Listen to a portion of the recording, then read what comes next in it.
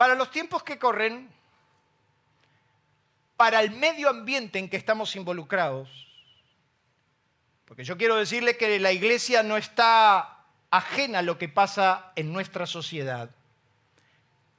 La iglesia vive en el mundo real. Diga conmigo, la iglesia vive en el mundo real. La diferencia que tiene la iglesia de los que no tienen a Cristo es que tenemos un Dios sobrenatural para actuar en un mundo real. Entonces, aunque parezca mentira, a mí me gustaría escucharlo decir, tengo un Dios sobrenatural para actuar en un mundo natural. Hay una información a nuestro alrededor, hay un ataque de pánico, hay un pesimismo crónico muy fuerte que nos rodea, que de alguna manera nos afecta y que nos impide en el desarrollo, nos impide crecer. Y entonces por eso que en esta noche doy comienzo una serie de mensajes que me gustaría que usted tenga bien presente. Los mismos continuará el domingo próximo y también terminará el sábado 9 de abril con la presencia del doctor Arturo López Malumbre, quien nos vendrá a traer 2 conferencias a partir de las 6 de la tarde sobre precisamente producir, ¿qué dice ahí? Sin morir en el intento. ¿Cuántos saben que tenemos un Dios productivo? Nuestro Dios es un ser infinitamente productivo. Y fíjese qué productivo que es, que no ha hecho 2 seres humanos con las mismas huellas en sus manos. Eso te habla de diversidad y entre otras muchas cosas podríamos hablar de eso. Pero en un mundo tan hostil, en un momento tan oscuro, donde todo el mundo te dice no hagas nada, no inviertas nada, no generes nada, vas a empezar un negocio, no lo hagas que te vas a fundir. Tenés una idea innovadora y de repente te dicen no es el momento. Desde que tengo uso de razón, nunca fue el momento. Y allá por los años 1989, plena hiperinflación de Alfonsín, yo sé que muchos ni siquiera vivieron eso, pero en plena hiperinflación, en la época de Alfonsín, año 1988-89, su servidor ganaba $20 por mes. $20 por mes. Imagínense los tiempos que pasábamos, aquellos que son grandes saben de que estoy hablando, y en ese momento, por una palabra que Dios me dio, fundaba mi primera empresa. No me pregunte cómo me fue, pero la fundaba. Entonces yo quiero decirles a todos los que se sienten que tienen capacidad, según Dios, de producir en todas las áreas, no se me vaya solamente para lo normal, también para lo espiritual, para todas las áreas, cómo producir sin morir en el intento. Ningún ser creado sobre el universo fue diseñado en su concepción para que sobreviva a la vida. Todos, absolutamente todos, fuimos creados para imitar a nuestro Creador y ser sencillamente seres productivos en todas las áreas de nuestra experiencia. Ningún ser mortal fue diseñado por Dios para que sencillamente haga nada. Todos fuimos diseñados para producir, para hacer cosas, para generar cosas. Es interesante porque cuando hablamos de producir, y yo quiero que usted tome nota, cuando hablamos de producir y en todas las áreas, hablamos necesariamente de engendrar. O sea, hay hermanos que son muy productivos. Hablamos de engendrar, hablamos de crear, hablamos de redituar. Quiere decir que cuando yo pienso en que nuestro Dios es un Dios productivo, estoy pensando en un Dios que ha engendrado, que ha creado, que ha redituado. Es interesante observar, porque en Juan capítulo 5, verso 17, se da la escena donde Jesús sana al paralítico de Betesda. Usted lo habrá escuchado muchas veces, que hacía 38 años estaba en esa situación. Jesús se le acerca y lo sana. Y es interesante porque los religiosos cuestionan que fue sanado en un día de reposo. Entonces Jesús le responde a los religiosos y les dice, mi Padre hasta ahora trabaja y yo, ¿qué dice ahí? Trabajo. Otra traducción dice, pero Jesús le respondió, mi Padre aún hoy Y está diciendo Jesús, hasta este momento, hasta esta hora, en este mismo lugar, se me murió el reloj, no importa, Siri no está actualizado. Hasta esta hora, Jesús va a revelar lo que estaba haciendo su padre. Lo que estaba haciendo su padre era trabajando. ¿De dónde sacaste que el Señor hizo su creación para que solamente sobreviva la vida? Dice la Biblia que cuando Dios creó a Adán, le dio una tarea específica. Le dijo que tenía que cuidar y guardar el Edén, el huerto. Y lo puso en el huerto para que lo guardara y lo cuidara. Después del pecado le dijo, por cuanto desobedeciste, ahora con el sudor de tu frente trabajarás. Y trabajarás para ganar el sustento diario. Pero cuando Dios lo plantó en el huerto, no solamente lo puso para que guardara el huerto, sino que también le dio trabajo. Dios es lo más parecido a mi papá. Mi papá nunca te podía dejar quieto en la casa. Es lo más parecido a tu esposa. Si por alguna razón, bajo alguna circunstancia, te sentaste en el sillón, si tu mujer te vio 5 minutos seguidos, viene y dice, ¿vos sabés que la lámpara del fondo no anda? ¿A usted le pasó o me pasa a mí solo?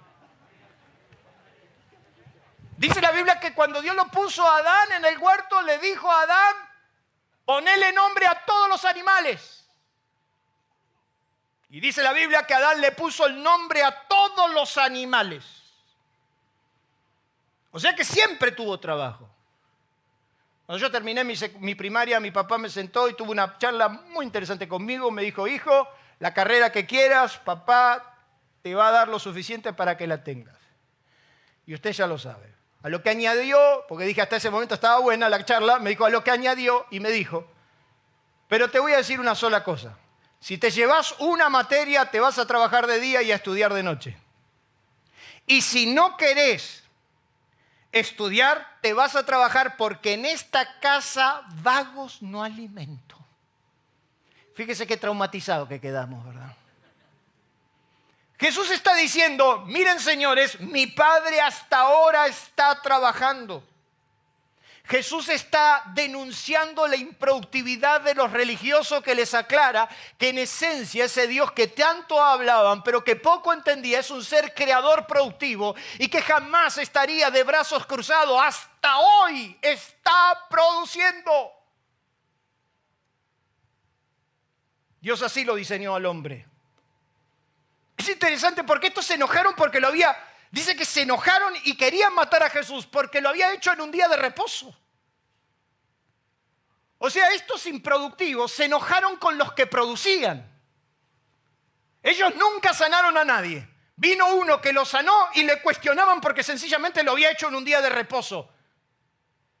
Gente que no produce ni hace nada, pero que se enoja con los que producen. Mire lo que nos pasa como sociedad. De repente los que no producen, a pesar de tener un reclamo justo, en vez de enojarse por los que crean las políticas que los llevaron al lugar donde están, se enojan con los que producen y te cortan la calle. Y vos que tenés que trabajar y que vos estás produciendo y vos que estás generando, te cortan la calle y te dicen, usted por acá no pasa. Y hasta se enojan. Mire qué país tenemos. Usted agarra la ruta y puede hacer kilómetros y kilómetros y kilómetros y usted lo que ve de mano izquierda, de mano derecha es campo, campo, campo. Y cuando usted ve el campo, usted ve esperanza, esperanza, esperanza. El mundo entra en guerra y nosotros tenemos la oportunidad de darle alimentos a todo el mundo. ¿Y qué hacemos? Cerramos la exportación para que aprendamos. Y yo no estoy de ningún lado político, lo que digo es la incongruencia de nuestro pensamiento. Nos enojamos con los que producen. Y entonces si por casualidad viene una situación buena para nuestra materia prima, que es la producción de alimento, ¿qué hace un Estado que se enoja con los que producen? Identifican un enemigo, le ponen más retenciones y disminuyen la oferta. Mire qué interesante. Y entonces desde los atriles, los que nunca embarraron sus botas en el barro de ningún campo, se la pasan diciendo, esos del campo especulan con los alimentos. No tienen idea en lo que es ser productor de materias primas en los campos. Yo he recorrido los campos. Yo he estado en Santa Fe, yo he estado en Corrientes, yo he estado en Misiones, yo he estado en el Chaco profundo. Yo he estado en Mendoza viendo cómo los hermanos producían su mejor cosecha. Y yo estaba predicando el día jueves en las iglesias de Mendoza de que Dios era bueno y nos daba abundante cosecha. Y todos los hermanos decían, amén, mañana arrancamos las cosechas. Esa noche cayó una helada y tuve que predicar de misericordia el resto de la semana, hermano.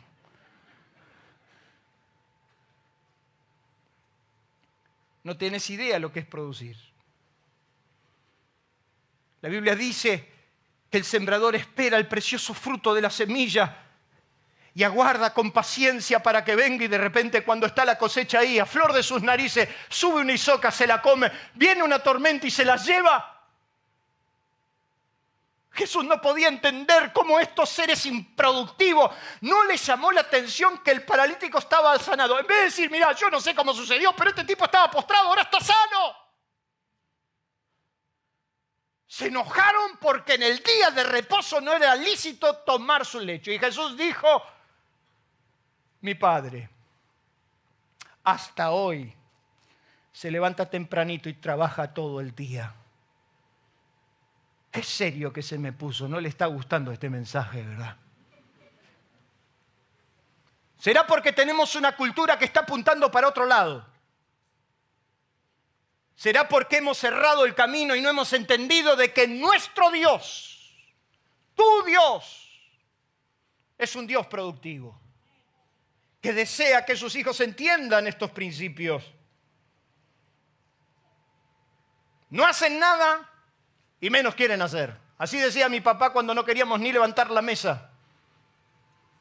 Y entonces el viejo, el pobre viejo, se paraba y decía en su medio italiano, medio castellano, menos hacen, menos quieren hacer. Proverbio, que es un libro extraordinario para leer en estos asuntos, dice que como el vinagre a los dientes y como el humo a los ojos es el perezoso al que los envía. ¿Vos mandaste a hacer algo a algún perezoso alguna vez? ¿Viste cómo se siente? Como el vinagre a los dientes y como el humo a los ojos. ¿Y por qué siempre a mí? ¿Y por qué yo siempre tengo que hacerlo? ¿Y por qué siempre tengo yo y yo y yo? Cuando Dios dio origen a todas las cosas, estableció un mandato: produzcan. El mandato que Dios le dio a su creación es produzcan. El mandato que Dios estableció para toda la creación es produzcan. Diga conmigo, produzcan. Y el resultado fue que... Vaya a Génesis capítulo 1, por favor. Quiero mostrarle algo. Yo sé que usted lo sabe, pero vamos a echar fundamento. Arturito, me lo vas a agradecer porque después entonces sobre esta plataforma vas a poder seguir trabajando. Pero mire lo que dice en el capítulo 1, verso 11. Después dijo Dios, verso 11 del capítulo 1. ¿Qué dijo Dios? Dígamelo usted. Produzcan la tierra hierba verde y hierba que da semilla, árbol de fruto que da fruto según su género, que su semilla esté en él sobre la tierra. Y fue así. Produjo pues la tierra hierba verde. O sea, Dios le dijo a la tierra que produzca. Le puso el potencial adentro para que produzca. ¿Y qué tenía que producir? Tenía que producir hierba, que la simiente y la semilla esté ahí adentro. ¿Para qué? Para que siga produciendo. Me encanta. Porque Dios no diseñó vagos. Detesta a los mediocres y a los vagos. A los inútiles crónicos los aborrece. Dígame amén.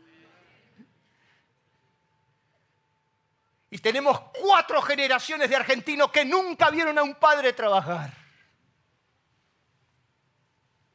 Entonces Dios le dice a la tierra que produzca la hierba, que la hierba tenía que tener dentro de sí el potencial para hacer más hierba. Vaya por favor conmigo al versículo 20. Dijo Dios, produzcan las aguas seres vivientes y aves que vuelen sobre la tierra en la abierta expansión de los cielos. Y creó Dios los grandes monstruos marinos y todo ser viviente que se mueve, que las aguas lea bien, que las aguas produjeron. O sea, todo lo que usted ve adentro de un océano, todo lo que ve ahí adentro, lo produjo las aguas. Dios dijo, produzcan. Las aguas, como tenían el potencial, produjeron.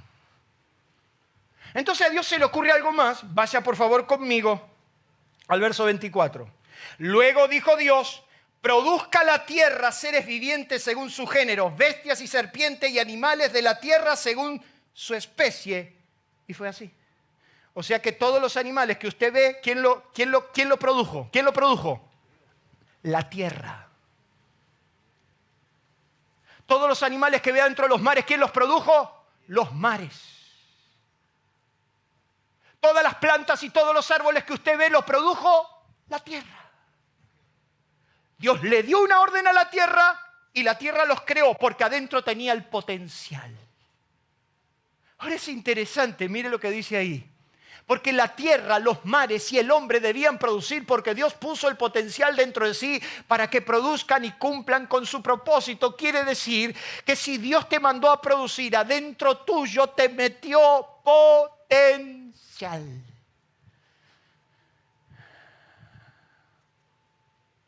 Dicen los que saben que potencial es que tiene o encierra en sí potencia. Potencial es energía, vitalidad, capacidad que todavía no se ha manifestado. Potencial es que puede suceder o existir. ¿Quiere decir que potencial no es lo que estoy haciendo ahora? Potencial es lo que voy a hacer mañana, lo que puedo hacer. ¿Cuántos seres productivos tengo en esta noche? ¿Está de acuerdo? ¿Puedo predicar? Abróchese el cinturón. ¿Por qué? Porque cuando Dios creó al hombre, hizo lo mismo. Dice la Biblia que Dios lo crea a Adán. Adán era una estatua de barro hasta que Dios sopla en el espíritu. ¿Qué hace Dios? Sopla en el espíritu, le comparte su esencia, le da la vida y fue a Adán un alma vivo, un alma viviente. Quiere decir que hasta ese momento él no tenía nada. Pero cuando él sopla en Adán, le da todo el potencial y la capacidad para crecer. Y entonces dice la Biblia que los oídos de Adán van a escuchar algo increíble. Dios le dio la razón de su existencia y los bendijo Dios y les dijo. ¿Qué le dijo Dios a Adán? ¿Qué tenía que hacer sobre la tierra? Fructificar. La primera palabra que él va a escuchar, fructifica sobre la tierra. Podríamos entretenernos con la otra. Fíjese que después dice, mire que Dios es inteligente, porque primero dice que debemos fructificar y después tenemos que multiplicar. O sea, no te multipliques si no fructificas. ¿Cuántos dicen amén? No, yo voy a tener todos los hijos que Dios me mande. No sé dónde sale. Y las mujeres se salvarán engendrando hijos. ¿De dónde salió eso? Fíjese que el orden de Dios es que Dios le dijo, fructifica. La primera orden que recibió Adán es que debía fructificar. ¿Sabe usted lo que es fructificar? Fructificar esencialmente es ser provechoso, ser fecundo, productivo. Y mire qué dice ahí, próspero. O sea que cuando Dios te diseñó, te dio una orden. Tiene que ser provechosa tu vida. Tiene que ser fecunda tu vida. Tiene que ser productiva tu vida. O sea, que cuando Dios te diseñó como Él. Te dio la esencia que Él tiene y te dijo, quiero que vayas por la tierra y la conquistes y te hagas grande y prosperes y seas fecundo y seas provechoso. Que todo el mundo tome algo de vos que tengas para dar. ¿Cuántos quieren eso? Denle un fuerte aplauso a Dios por eso.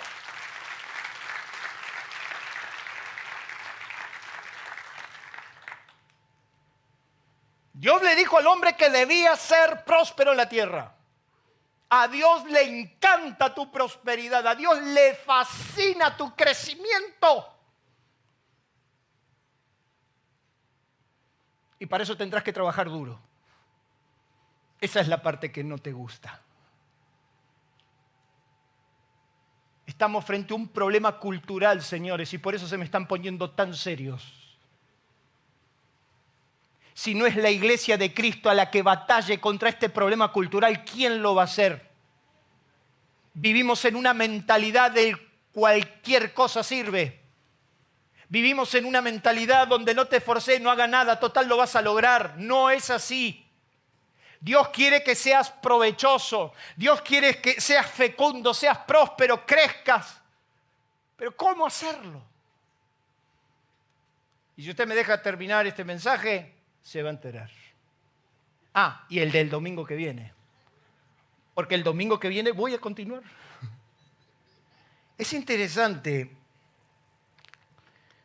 Porque Dios dice en la palabra que el hombre tendrá que trabajar el resto de su vida hasta que muera. Así que eso que vos pensaste que ibas a hacer de tu vida y que te ibas a hacer la gran vida de tirarte panza para arriba, quiero decirle que el diseño de Dios es que usted hasta en la vejez siga dando fruto. En tu mayor o en tu menor escala, en el área que Dios te da, usted se tendrá que transformar en un ser productivo, en un ser provechoso, en un ser que la gente quiera y reciba algo de parte de Dios sobre su vida. Dice Apocalipsis que el hombre solo descansará de su trabajo, Néstor y Piru, el día. ¿Cuántos se quieren ir? Nadie. Qué bueno. Entonces, mientras usted se queda, usted va a tener que trabajar. Dice la Biblia que cuando Dios terminó toda su obra, se deleitó porque se dio cuenta que la obra que había hecho era buena en gran manera. Imagínense a Dios.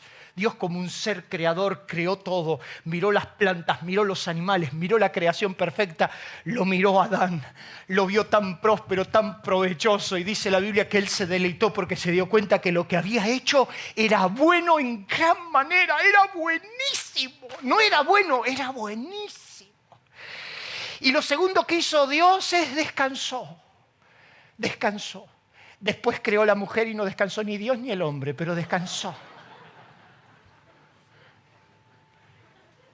Pero cuando vio terminado todo, él descansó. ¡Ay! Qué bueno cuando terminás de pintar, por ejemplo, tu casa, vos que nunca pintaste. Y de repente agarraste la brocha y te sentiste un quinquela, hiciste un desastre. Y tu esposa que no te quiere herir te dice, qué linda que quedó la pared. La hiciste de 3 colores en degradé. Dijo, no, si la hice de una sola. Pero el ser humano tiene innato en él la capacidad de ver su obra maestra. Yo, por ejemplo, veo a mis hijos, mi obra maestra. Hermosos como el padre, inteligente como la madre. Inteligente la madre, porque me eligió a mí. ¿Te das cuenta? Entonces cuando Adán terminó la obra, Dios miró, lo vio un ser provechoso. Y a Dios le gusta la gente que trabaja, que se esfuerza, que es provechosa, que está inquieta, que va para adelante, no el aplastado, el haragán, el que se queda en el fondo, el que dice, total, el Señor viene. Ojalá, dice la palabra, que cuando venga el Señor te encuentre trabajando, porque mi Padre, dijo Jesús, hasta ahora está haciendo horas extra. Vaya a saber en qué está ocupado el Padre. Quizás en otras galaxias, en otras creaciones. Me salgo de ahí. No sé por qué Pablo en los Colosenses dice que Dios se propuso en Cristo reconciliar consigo todas las cosas, las que están en los cielos y las que están en la tierra. En la tierra estamos nosotros, en los cielos no sé qué. Capaz que hay otras cosas. Y el día que te vayas para la gloria te encuentres con los hermanitos ET. Otras civilizaciones que crecieron. Yo cuando estuve ahí en Riviera Maya y fui a ver a la Chichén Itzá, ¿quién me mandó 54 grados de calor? a ver la obra de los mayas. Lo único que me llevé provechoso es que dije, qué bárbaro esta gente, lo que hizo hace como 4000 años atrás. Y nosotros no queremos levantar ni un pilar y esto mirá lo que hicieron. Esas generaciones, esas mentalidades de crecimiento, el tipo que dice nos falta una pieza más. No falta una pieza más, pero va a venir otro hijo, necesitamos una pieza. Se puso otra vez, siempre está inquieto. Es el hermano Pepe, Josecito. Va José, lo llamás un sábado a las 4 de la tarde y decís, José, ¿qué estás haciendo? Estoy cortando el pasto. Bueno. Lo llamás al otro día a las 4 de la tarde. No, estoy pintando una pared que estoy... Está siempre ocupado el hombre. Para mí, no lo cuenten, que entre nosotros la Pepa lo tiene sonando.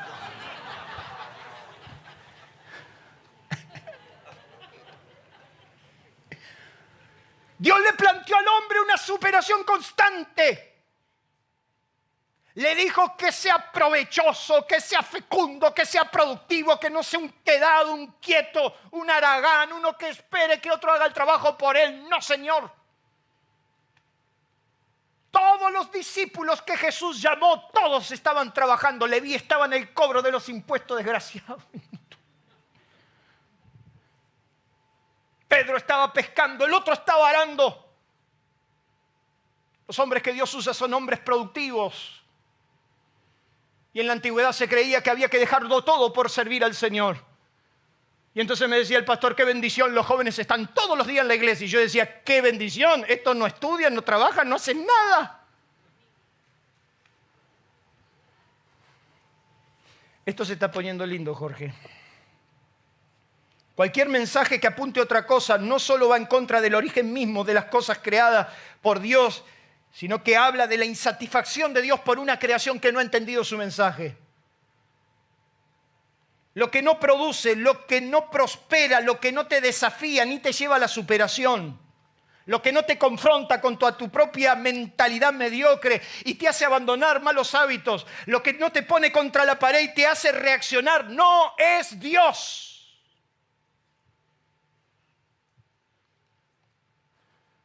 Dios a sus hombres les decía, esfuérzate y sé valiente. Dios a su gente le decía, esforzaos y haced la obra. Porque Dios es un ser productivo. Denle un fuerte aplauso a Dios por eso.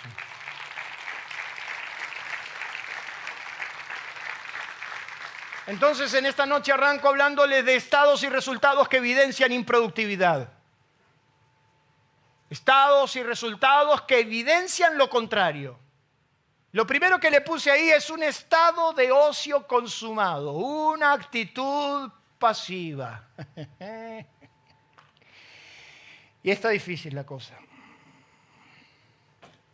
Y ahora que el presidente se peleó con la jefa. No, esto no va a cambiar. No, nos esperan 2 años malísimos. ¿Usted no escuchó esto o lo escucho yo solo? Y después cuando vengan, si es que vienen los buenos, van a tener que arreglar todo este relajo que nos dejaron. Ya me está condenando a 7 o 8 años de derrumbe. Un estadio de ocio consumado. Dicen por ahí que la pereza es la hermana mayor de la mediocridad. Una mente ociosa es lo peor que puede pasar. Y por eso los resultados que estamos teniendo. Porque como ya no tenemos la vitalidad de hacer gestar en nuevas generaciones la capacidad continua de producir y de generar y de cambiar y de transformar, nos vamos entregando una mentalidad de ocio, de pereza, de quedarnos como estamos, de no exigirnos. Si toca el piano y hace 4 acordes, bueno, déjalo ahí, que por lo menos funciona. ¿Para qué vamos a estudiar un poco más si con lo que tenemos alcanza? ¿Para qué vamos a estudiar por un 9.50 si con un 7 zafo? En esa mentalidad que nos dice, ¿para qué nos vamos a esforzar si así estamos bien? Esa mentalidad te lleva al derrumbe porque la mentalidad ociosa es la que genera el peor de todos los males. No hay peor cosa que una mente ociosa. ¿Cuántos padres me dan fe de lo que les hablo? A ninguno. Bueno, no importa. Déjelo a su hijo todo el día con la pantalla del celular. Déjelo al niño dentro de la habitación sin saber lo que está haciendo y consumiendo. Déjelo ahí metiéndose en cuantas ya sabe ni qué cosas se está metiendo y vamos a ver qué mañana tendrás.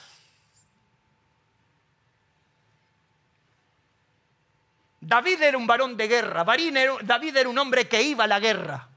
David era un hombre de armas a tomar. David era un hombre que cuando papá decía, por ejemplo, hay que llenar la loza, ¿a quién viene? David se escondía abajo de la mesa, hoy le voy a dar a David que no está. Nadie decía yo. David era un hombre de armas a tomar, sin embargo un día dijo, ¿sabes qué? Me quedo, no voy a ir a la guerra, me voy a quedar en el palacio. Y dice que estando ocioso David, miró lo que no tenía que ver. Miró a Jezabel, que no era su mujer, la codició y la tomó. Y fue el derrumbe de su ministerio. Los grandes pecados se batallan desde el ocio, muchachos. Las verdaderas tentaciones se enfrentan desde el ocio cuando no tenés lo que hacer. Porque cuando no tenés lo que hacer, sencillamente te entregás a que tu mente vaya para cualquier lado. Mire lo que dice Proverbios. Proverbios capítulo 24, verso 10 dice, si fueres flojo en el día de trabajo, tu fuerza será reducida. ¿Qué quiere decir eso? Que cuando nos tenemos que esforzar, cuando tenemos que cambiar, cuando tenemos que empujar, cuando tenemos que redoblar la apuesta, como no lo hacemos, vamos disminuyendo en la fuerza y cada vez tenemos menos ganas. ¿A cuánto le agarra el espíritu de ocio en casa, por ejemplo? Y todo te cuesta. Ocio, cesación del trabajo, inacción, total omisión o actividad. Mire todo lo que se puede hacer en nuestro país, hermano. Cuántos caminos por hacer, cuántos puentes por construir, cuánta infraestructura por hacer, cuánto tenemos que hacer. Y tenemos una masa ociosa constante que lo único que está esperando que al fin de mes alguien le dé los recursos para llegar a fin de mes. No estoy burlándome de eso, no estoy en contra de eso, pero estoy diciendo que el sistema va en línea opuesta a la de Dios. Dios dice que el hombre debe producir, trabajar, esforzar, crecer y mantenerse ocupado.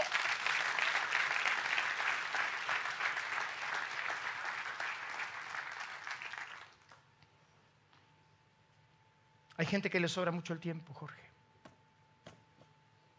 Y entonces dice Proverbios capítulo 26 que como la puerta gira sobre sus quicios, así es el perezoso que se vuelve en su cama. ¡Levántate, ya voy!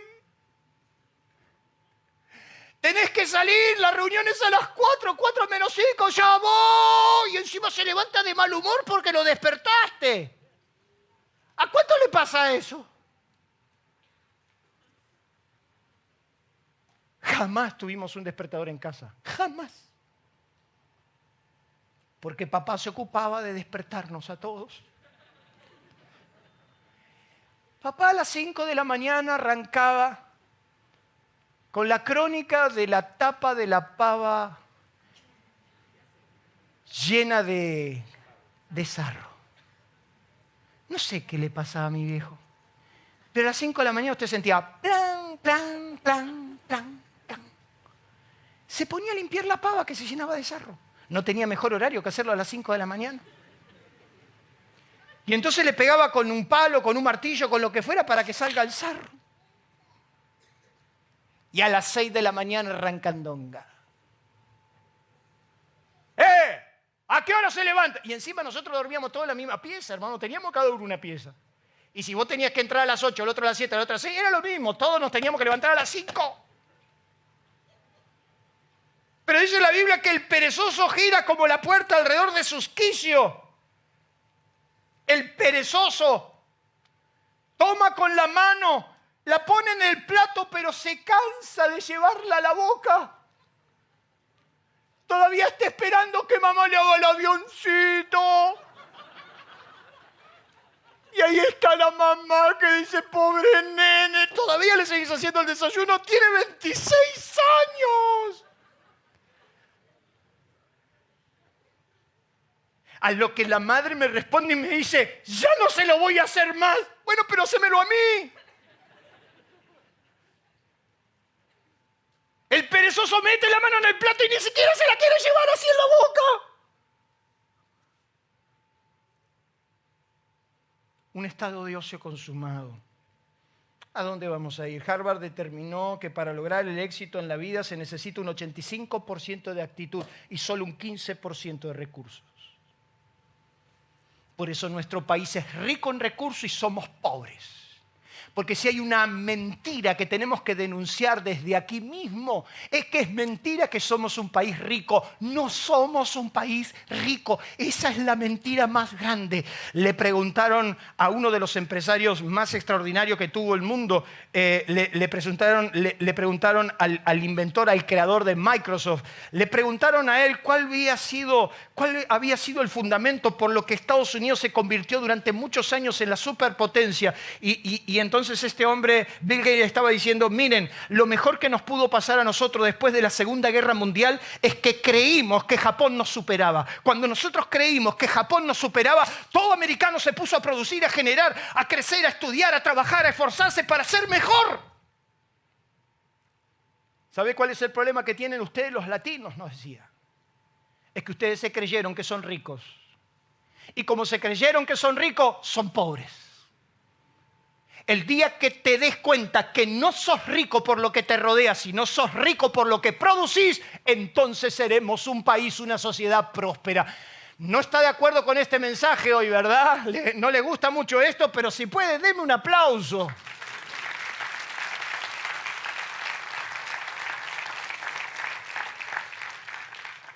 Estados y resultados que evidencian improductividad, la dejadez, pensar que otro solucionará mis problemas. Esa forma de pensar que tenemos. Pensar y asociar que otros solucionarán mis problemas. Que de una manera milagrosa caerá la ayuda. Es como que frotamos la lámpara y sale Aladino. Y entonces creemos en esa sociedad mágica, en ese pensamiento mágico, de que alguien lo va a hacer. Lo peor que nos puede pasar es pensar que otros pagarán mis cuentas. Lo que es peor es el pensamiento de pensar que encima tienen la obligación de hacerlo. Que no solamente otro tiene que solucionar mis problemas, sino que aparte tiene la obligación de hacerlo porque para eso está. Para eso está la iglesia, pastor, para eso está. ¿Quién te dijo eso? Hace muy poquito tiempo, si hay algo que, y hoy no está Ana, pero Ana daría fe, si hay algo que hace 20 años en esta iglesia es regla. El primer presupuesto que aprobé como iglesia es que a partir de la hora cero, cuando éramos 10 personas, los primeros recursos que la iglesia tenía, siempre se atendió a las viudas y a los huérfanos de la iglesia. Siempre. Anita, vos podés dar fe de eso también. Y durante 20 años en esta iglesia, el primer presupuesto que yo personalmente apruebo para que se haga es el cuidado de las viudas, el cuidado de las necesidades y principalmente de los necesitados de la iglesia. Durante muchos años fue así y no escatimamos. Pero de repente, hace un buen tiempo, dejamos de ver una abuelita en medio nuestro. Y nos dábamos cuenta que detrás de toda la ayuda que la iglesia le daba, en realidad los verdaderos benefactores no era la abuelita, era el entorno. Y antes hace muy poquito tiempo casi nos hacen un tackle en la calle y nos dicen, ¿por qué la iglesia nos ha dejado de dar? Como existiendo la responsabilidad y la obligación, ustedes tienen la obligación de dar cuando ni siquiera vinieron a la iglesia. Hay gente que la cara le da para cualquier cosa, hermanos. El pensar que otros solucionarán mis problemas y que aparte tienen la obligación de hacerlo porque tienen. Sí, pero yo tengo para disfrutar con mi familia, no tengo por qué para criar vagos o atorrantes. ¿Estoy siendo muy claro?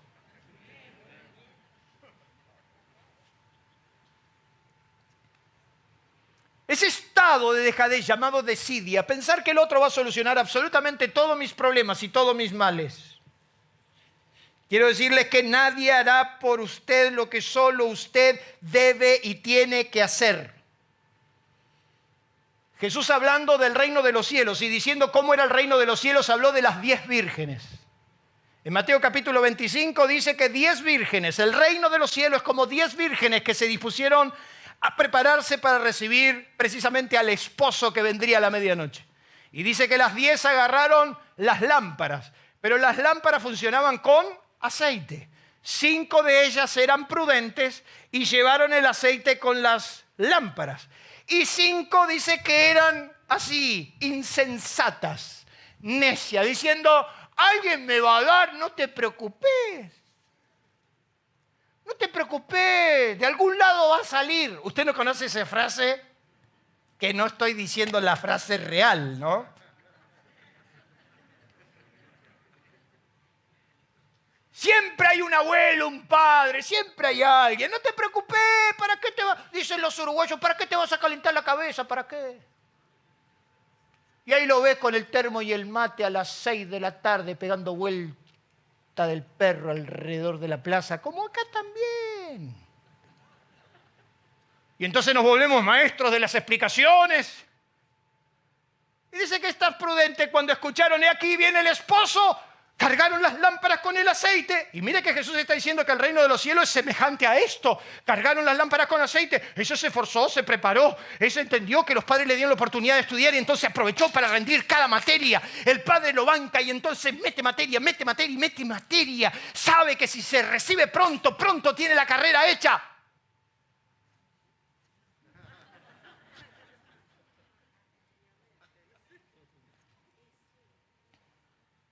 Aprovecha cada circunstancia, cada situación que le da a la vida.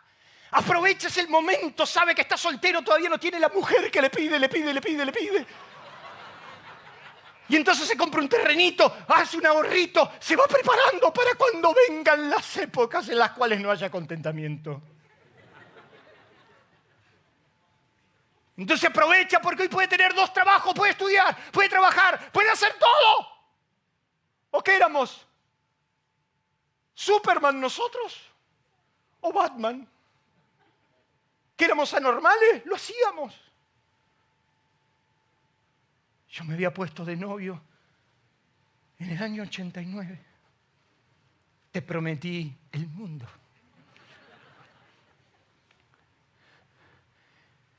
Y yo era un novio de las Américas. Cuando mi suegro me permitió verla en la semana, porque primero me dijo, no la ves en la semana, porque la vas a perturbar y va a perder los estudios. Me dijo, en la semana no. Los sábados hasta las 12 de la noche, con un testigo conmigo. Obligatoriamente yendo a la iglesia. O sea, y había que ir al culto. Y del culto salíamos a las 10. Aunque nos quería muy rápido, como yo era líder, no me podía ir rápido. Y yo contaba, 10:30, llego a las 11, Silvanita se va a dormir. Por ahí le doy un abrazo. Algo ligo. Entonces mi suegro me acorraló y me dijo, hasta las 12. Pero cuando mi suegro me permitió ir en la semana, yo dije, era mi oportunidad. Qué lindo, vamos a poder hablar.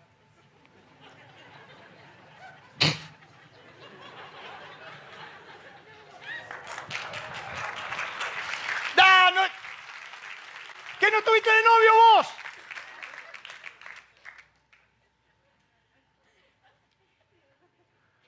Estaba ilusionado. Mi primer martes llegaba del trabajo, había estudiado, iba al seminario. En aquel tiempo hacía el seminario, me tomaba el bondi para acá, el bondi para allá, 40 minutos acá, 40 minutos allá. Caminar, caminaba 5 cuadras para entrar a la casa y cuando llegaba me sentaba en el sillón y en un abrir y cerrar de ojos. Ángel, te tenés que ir. ¿Cómo que me tengo que ir? Roncaste 2 horas. ¿Y yo qué quería hablar? Ya no puedo hablar.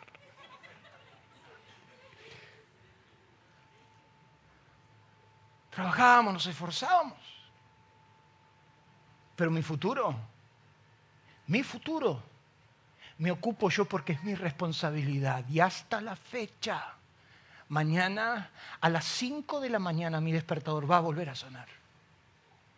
Y mientras Dios así lo disponga, de mi futuro me ocupo yo. Ni la iglesia se ocupa de mi futuro me ocupo yo porque Dios así lo estableció.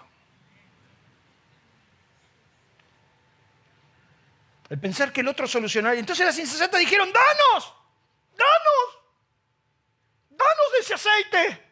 Y entonces las prudentes dijeron, ¿nos vamos a quedar nosotros sin nada y ustedes tampoco? Vayan y compren. Anda a trabajar.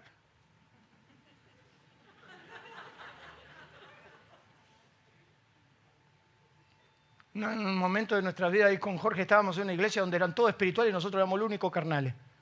Y me acuerdo como hoy el líder de joven un día nos arrinconó los dos y nos dijo, porque ustedes son muy materialistas y ustedes.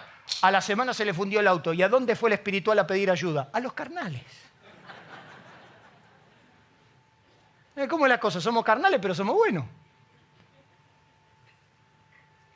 Jesús dijo que el reino de los cielos era semejante a esto. Y es Proverbio el que dice, pasé junto al campo del hombre perezoso. ¿Quiere usted la descripción? ¿Me da unos minutos usted más o está preocupado por irse? No, tranquila. Mire que este es mi tercer servicio y estoy aquí paradito, así que usted se puede quedar tranquilamente. Pasé junto al campo del hombre perezoso y junto a las viñas del hombre falto de entendimiento. Mirá lo que está diciendo Jesús. Que pasó frente a la heredad de un hombre perezoso. Diga conmigo, era vago. No, dígalo más fuerte, era vago. No, pero era más vago que tu hermano, que tu hijo y que todo lo que se te ocurra. Ese era vago. Como dice el chiste que los santiagueños hay que llamarlo así, porque si lo llaman así se acuestan. No, es así. Viste, era vago, pero bien vago. Y pasé junto al hombre perezoso, el campo del hombre perezoso, y frente a las viñas del hombre falto de entendimiento. Y aquí, por toda ella habían crecido espinos.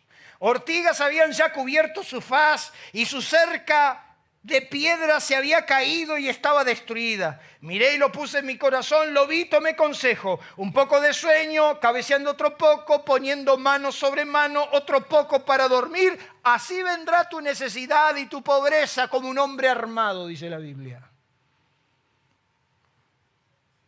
Hay actitudes que cambian inercias. Se lo repito. Hay actitudes que cambian inercia.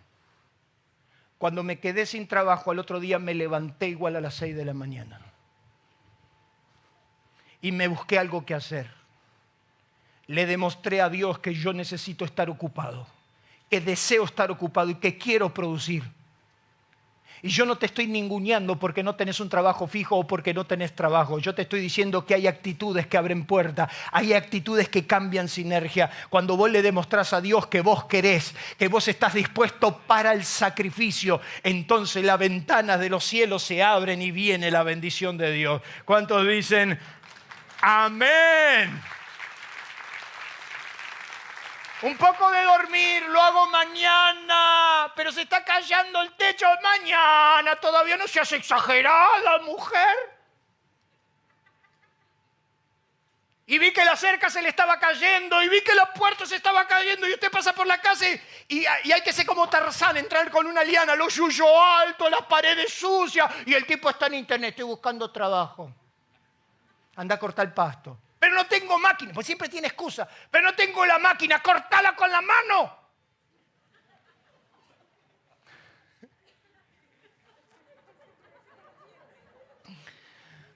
Yo no sé, Arturo, lo que te voy a dejar al futuro, pero...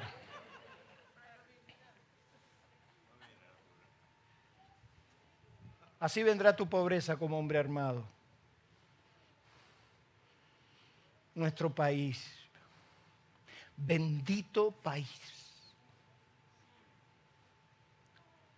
Somos el resultado de generaciones completas que no han entendido que solo se saldrá trabajando con disciplina, con esfuerzo, con trabajo y con dedicación.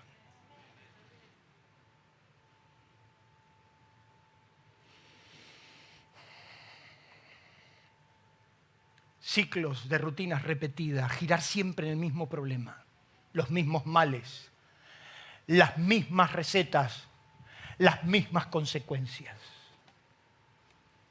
Hay que escuchar un monólogo de Tato Bores, mira qué espiritual que soy, para darte cuenta que estamos hablando lo mismo después de 40 años. Los mismos problemas, las mismas recetas, las mismas consecuencias. Y estamos pendientes, hicimos un acuerdo, nos hicimos un acuerdo, quién paga el ajuste, quién no paga el ajuste, los ricos, los pobres. Y no nos damos cuenta que nos han enfrentado como sociedad, que acá no es cuestión de rico o pobre, acá es cuestión de trabajo, de esfuerzo, de disciplina. Así lo entendieron los japoneses después de la Segunda Guerra Mundial. Dijeron, si nosotros no cambiamos nuestra actitud, entonces seremos lo que hoy es China, la mano de obra barata del mundo entero. Vamos a trabajar para la excelencia, vamos a superarnos para ser mejores. ¡Nivelá para arriba! Y entonces crearon esos métodos, método Kaizen, el método de la superación por la superación, el ser mejor, la mejora continua, mejorar y mejorar y mejorar. Lo hiciste bien, podés hacerlo mejor. Orden, limpieza, disciplina. Son principios que están en la Biblia. Sin embargo, hay estados y resultados que nos dicen que no estamos produciendo ciclos de rutinas repetidas, girar siempre sobre lo mismo. El ser humano tiene la increíble capacidad de que, siendo consciente de lo que lo va a destruir, insiste hasta lograrlo. Dice la Biblia, quiero leérselos, en Números capítulo 32, verso 13, la crónica de Israel dice que el Señor se encendió en ira contra Israel y los hizo vagar. Diga conmigo, vagar. ¿Sabe usted lo que es vagar? Tiempo desocupado, lentitud, pausa, sosiego, ocio, omisión del esfuerzo. Vagar. Y yo creo que cuando usted pasa por ciertas sociedades nos da la impresión de que nos hemos vuelto una manga de vagos. No le gusta esta palabra. Dice, Dios los hizo vagar por el desierto 40 años. Los hizo vagar. Le dijo, miren, esta generación no va a entender. No va a entender hacia dónde vamos, no va a entender lo que yo pido. Entonces, ¿saben una cosa? Que anden vagando. Qué linda fue la mañana previa a la conquista de Jericó, que dice la Biblia que después de haber celebrado la Pascua, el maná cesó. ¿Lo leyó alguna vez? ¿Usted le prestó atención a eso? Porque dice la Biblia que aquel día cesó el maná y los hijos de Israel nunca más comieron el maná. Interesante, toda la mañana se levantaban y estaba el maná calentito. O sea, nadie se preocupaba por trabajar, por esforzarse, por hacer nada, porque total, todas las mañanas alguien pagaba la cuenta. Pero dice la Biblia que ese día se terminó. ¿Y sabe lo mejor que nos puede pasar? Es que se termine el maná y sea el momento de aumentar la responsabilidad y entender lo que nos toca por sociedad. ¿Me das solamente 5 minutos más? Mira lo que dice ahí. ¿Cuándo te vas a dar cuenta que no estás produciendo? Cuando vivís de ilusiones que lo único que hacen te matan. Soñar.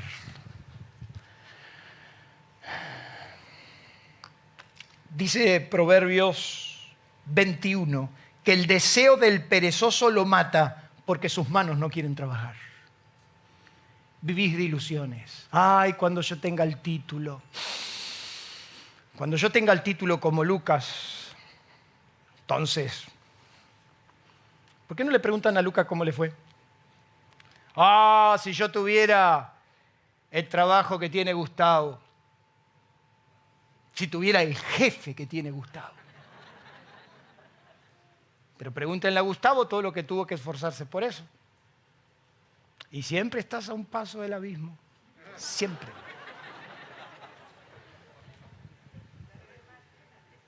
Cuando solo vivís de ilusiones. ¡Ay, si a mí alguien me diera lo que tiene ese hombre!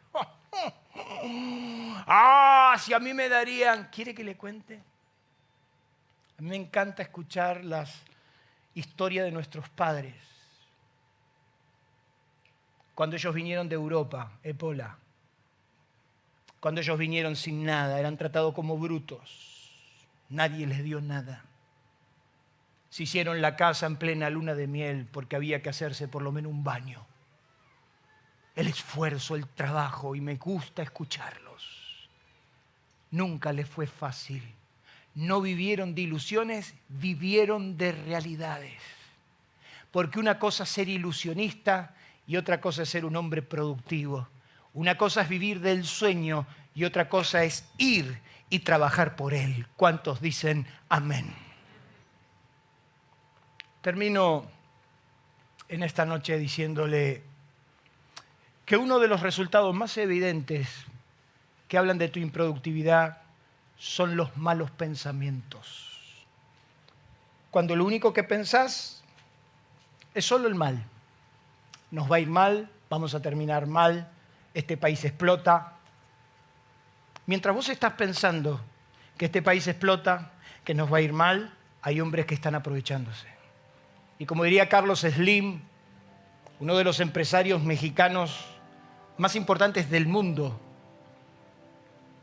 dijo: empresario, señores, es aquel que cuando todos quieren salir, él quiere entrar. Y seguiremos siendo 50 millones de personas por ahora en Argentina. Y aunque todo el mundo está diciéndote mal y mal y mal y mal, yo te animo a que pienses distinto. Porque quizás cambiando tus pensamientos te des cuenta que hay mucho por hacer. ¿Usted qué cree? ¿Por qué hicimos esta casa? ¿Usted cree que estoy loco? Sí. Sin embargo, con un grupo de valientes dijimos: vamos a crear un lugar donde a la gente le enseñemos la verdad, no le acariciemos el lomo. Vamos a enseñarle a nuestra gente a producir, a mejorar, a ser mejores. No somos perfectos. Pero quiero que levante la mano si hay una sola persona aquí que puede pensar lo contrario de mí, cuando lo único que te dije es: esforzate, crece, trabajá, superate, lo vas a lograr, vas a poder. Y a todos los empresarios que hablan que este país de porquería y que esto, que el otro, todavía viven de nuestra nación. Me cansé de ver gente en Miami, argentinos, hablar mal del país gastando los dólares que ganaron en Argentina. No lo ganaron allá.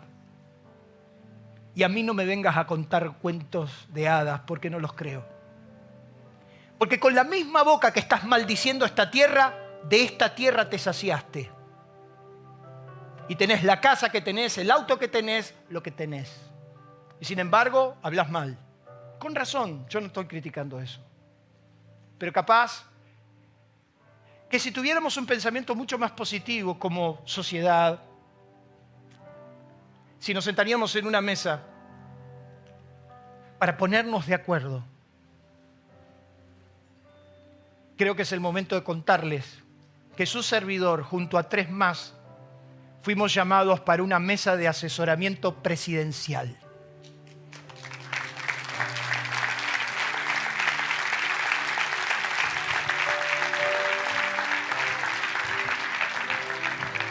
Cuatro hombres, 4 pastores, 4 empresarios fuimos convocados para sentarnos periódicamente con el presidente de turno para decirle qué vemos de la sociedad. Por años lo soñé, por años lo prediqué. ¿Qué tenemos nosotros? ¿Qué tiene su servidor? Nada. Pero yo he decidido creerle a Dios. Y la Biblia dice que Jehová te bendecirá en la tierra que Él te da. Dios no me puede bendecir en una tierra que yo mismo maldigo. Y por eso mi dinero está en este país, mi inversión está en este país, mi iglesia está en este país, mis hijos criaron en este país y por eso no me pienso ir de mi país.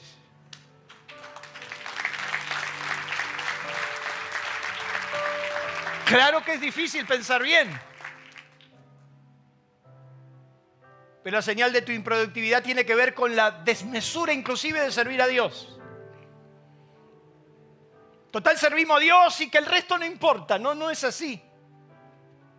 La Biblia nos enseña de que cada uno tiene que ser hallado bien, un buen administrador. Servir a Dios tiene su recompensa, pero no me exime de mi responsabilidad. Antes de hacer la iglesia, Dios hizo la familia.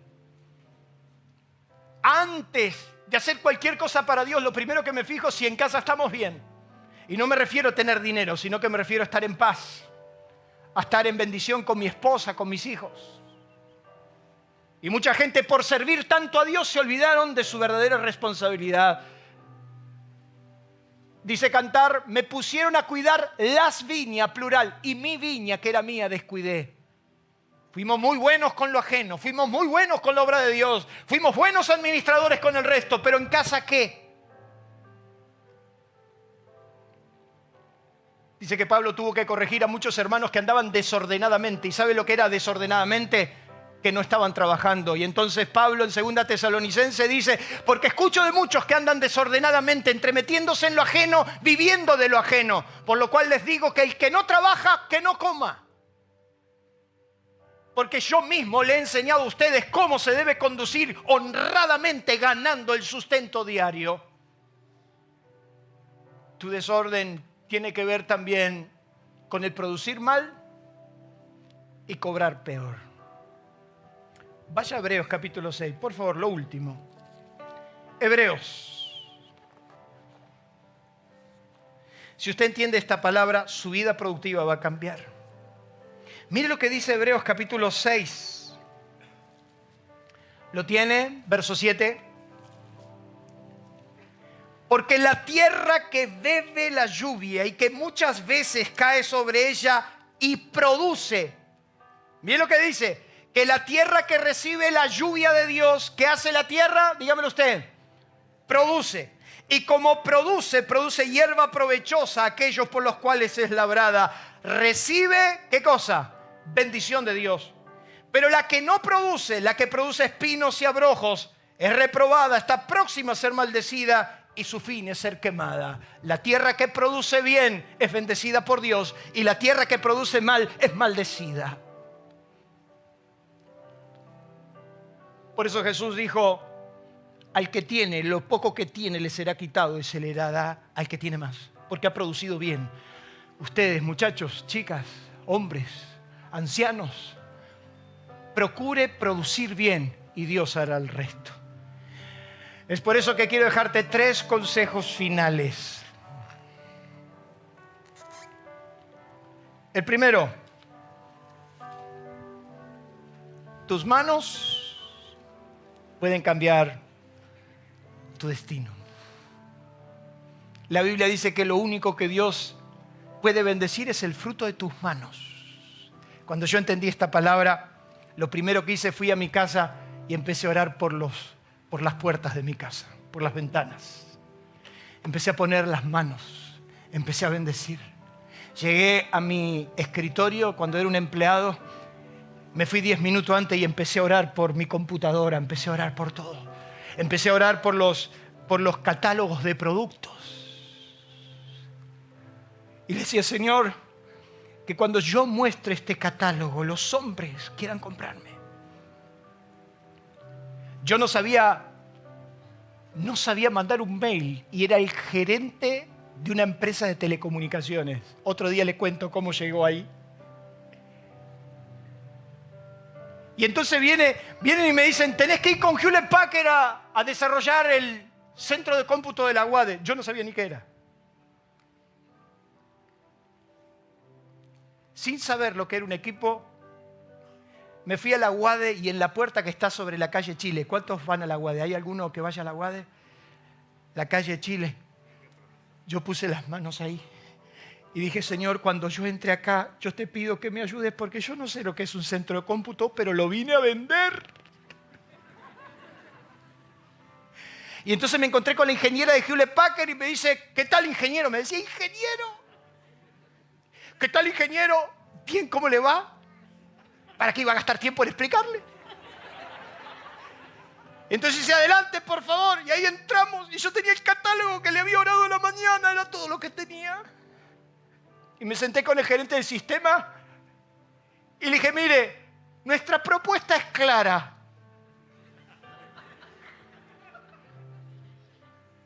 Y yo decía, Señor, cuando agarre ese catálogo, que se le caigan las lágrimas de los ojos.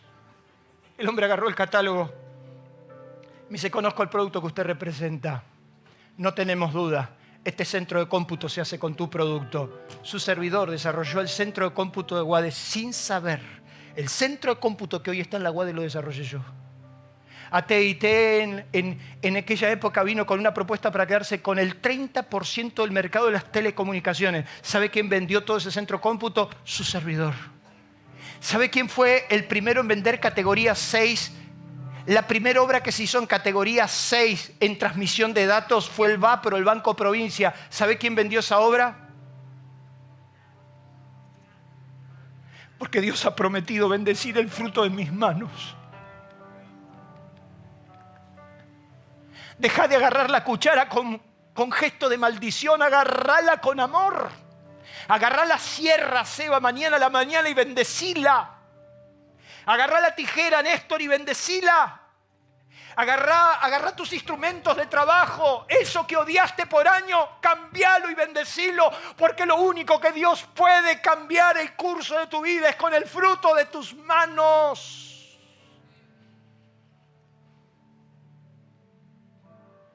Lo segundo que te quiero decir, que es la actitud correcta, abre puertas.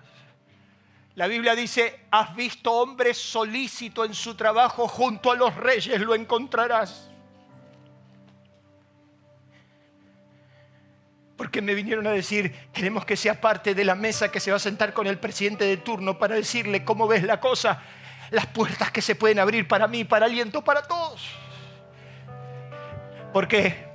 Porque he aprendido a levantarme temprano, a ser disciplinado en mi trabajo, a trabajarme, a esforzarle, a ser mejor.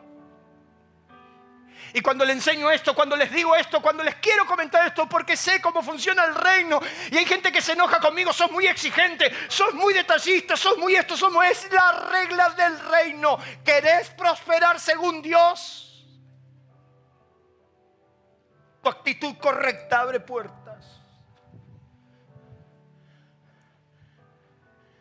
Me tocó vender la compañía del cual yo era gerente. Y el grupo Legrand de Francia puso una sola condición. La única condición para que el grupo Legrand compre Gavitel es que Ángel Gabriel Caputo se traslade a las oficinas del grupo Legrand y comande la comercialización para América Latina. Por contrato, su servidor en 24 horas estaba en Santa Fe y 9 de Julio. Un piso de 400 metros, tenía mucama, tenía servidores, tenía todo el mundo a mi disposición. Y a partir de ese momento yo empecé a exportar a todo el mundo. Exportaba a Chile, a México, a todos lados. Y de golpe me encontré hablando con el mundo. Me encontré en un escritorio que para llegar a la otra esquina me tenía que tirar con rueditas. La actitud correcta abre puertas. Los mediocres solo pegarán vuelta en su propio fanjo. Pero sé distinto, sé diferente, sé el mejor. Y vas a ver dentro de tus posibilidades que Dios arreglará y agregará lo que vos no sabés ni llegás. Porque Dios es un Dios de gracia que completará lo que te falta. Cambia tu actitud.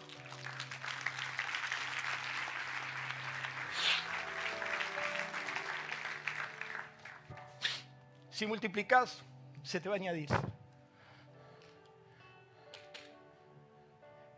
El efecto multiplicador de Dios es que fuiste fiel sobre 5 y Dios te pone sobre 10 y después te pone sobre 20 y después sobre 40 y después sobre 80. Sé fiel en lo poco, de lo mucho se ocupa Dios. Sé fiel en lo poco.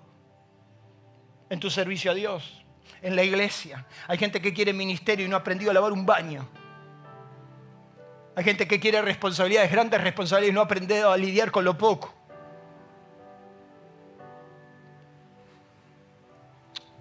Si multiplicas, se te va a añadir.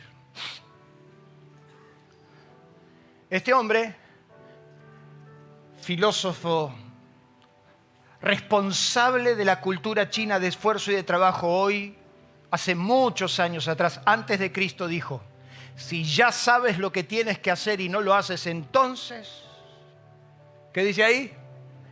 Estar peor que antes. Alguien un día me dio una oportunidad y yo la aproveché. Alguien un día me dijo en mi iglesia, podés abrir la reunión de jóvenes. Era todo lo que tenía. 10 minutos de púlpito para que alguien se fije en un mocoso de 14 años.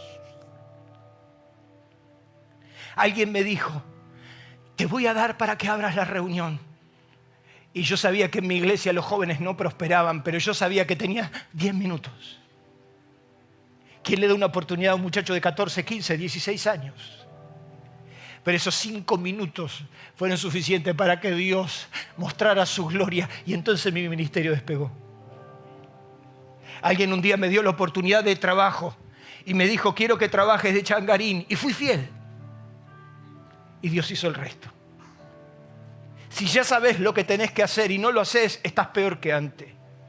Y termino. No son los golpes ni las caídas lo que hacen fracasar al hombre, sino su falta de voluntad para levantarse y seguir adelante. No me vengas con verso. Si yo me levanté, vos también te podés levantar. No hay pobreza, no hay miseria, no hay escasez que Dios no pueda solucionar. La mano de Dios está a tu favor. Es tiempo que te levantes en el nombre de Jesús. Es tiempo que lo hagas. Mire lo que dice ahí. Descubre tu esencia, vive en ella y no permitas que nada ni nadie te prive de vivir la realidad que Dios tiene para vos. Yo quise ser lo que soy. Planifiqué mi vida para llegar donde estoy. Y aunque tuve muchos golpes en el camino, nada me detuvo. Yo soñé con ser lo que soy hoy. Y yo puedo decirle que si hay algo que descanso todas las noches, que soy exactamente lo que quise ser. Y estoy en el lugar donde deseé estar, con quienes deseo estar, que son con ustedes. Porque yo aspiro que mi país, mi nación, algún día se dé cuenta que el mensaje que predicamos es superador. Y que puede cambiar definitivamente la historia de nuestra nación. Y eso me encargaré de decírselo al o a los presidentes de turno.